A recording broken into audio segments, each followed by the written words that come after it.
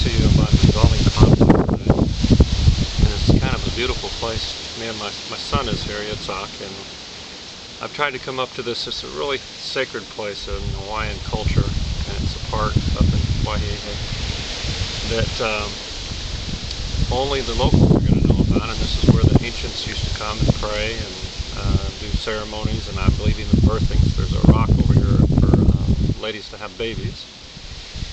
And like I said, I've tried to come up here now 3 times since October of 2012, and the park has been closed, and it's just amazing it was open today. The peace and the energy here is just beautiful. I'm going to post pictures of this along, the surrounding behind me, the ocean and everything, along with this video.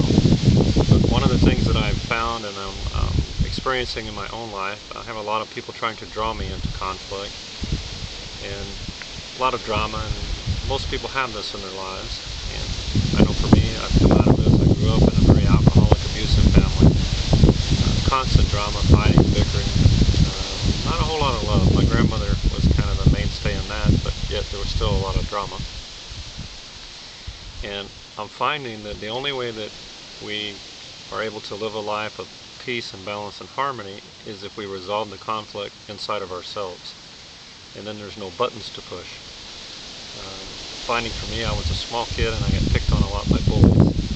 So I find now that if somebody's trying to force me to do something or take advantage of me or really just trying to be a bully to make me do what they want, I tend to react and get hard and not mean or anything, but I just still get aggressive about it. More of an aggressive energy, and I don't want that. I want to have a peaceful, harmonious energy no matter what I'm doing. So, I'm just going back and allowing my heart to be healed from all the abuse I received by the hands of others.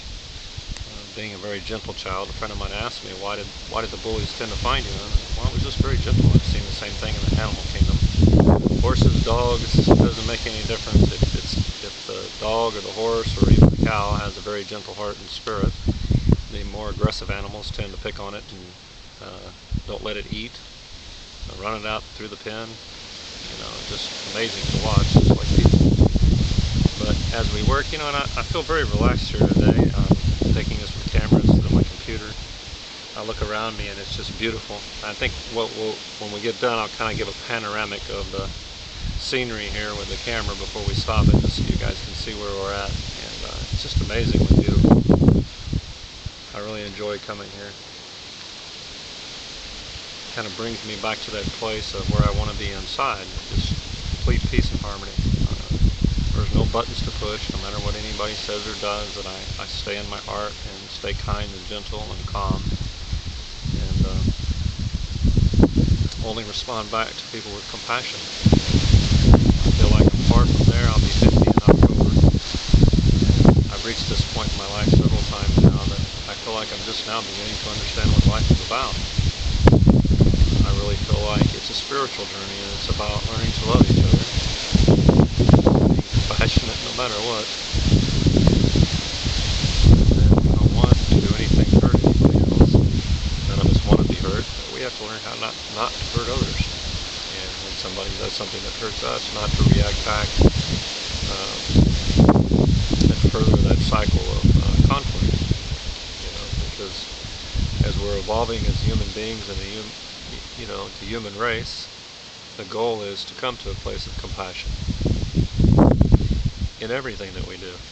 And if we can't do that with the people that are closest to us and that we love the most, then how can we ever expect to do that to people that come across in our daily lives? So I just hope to encourage each of you. A lot of it's about healing.